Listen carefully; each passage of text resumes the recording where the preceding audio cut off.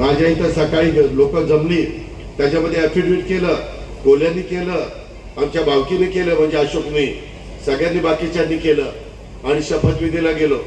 शपथविधीला पहिला शपथ उपमुख्यमंत्री म्हणून माझा, दुसरा सिनियरिटी प्रमाणे मला वाटतं भुजबळांचा, आणि बहुतेक तिसरा किंवा चौथा दिलीपरावांचा झाला. दिलीपराव वळसे पाटलाचा शपथविधी झाला की ह्याची सटकली. हे म्हणला की दादांनी ह्याला त्यांना मंत्रिमंडळात घ्यायला नको होतं, दादा एकटे जिल्ह्यामध्ये गेले असते तरी आमची कामं झाली असती, आपलं काय आता जमणार नाही. त्याच्या डाव्या आणि उजव्या हाताला कोण आमदार बसले होते त्यांना त्यांनी कानात सांगितलं. मला घरी आल्या आल्या आमदारांनी सांगितलं असं असं अशोक म्हणत होता, आणि नंतर तो तिकडे गेला. त्याला दाखवले गाजर, त्याला साहेबांनी सांगितलं पुढच्या वेळेस तूच मंत्री.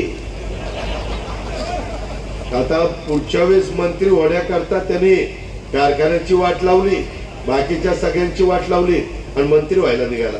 अरे पट्ट्या, तू आमदारच कसा होतो ते बघतो, मंत्री होतो ना. याला अजित पवारने एकदा मनावर घेतलं तर मी मतदारांना मी आमदार होऊन दिलं नाही. आता मी पण चॅलेंज देतो, तो आमदारच कसा होतो काही पद्धतीने बघतो. मी पण लोकांना सांगेन की ह्याची खरी अवकात काय आणि आम्ही काय कामं केली.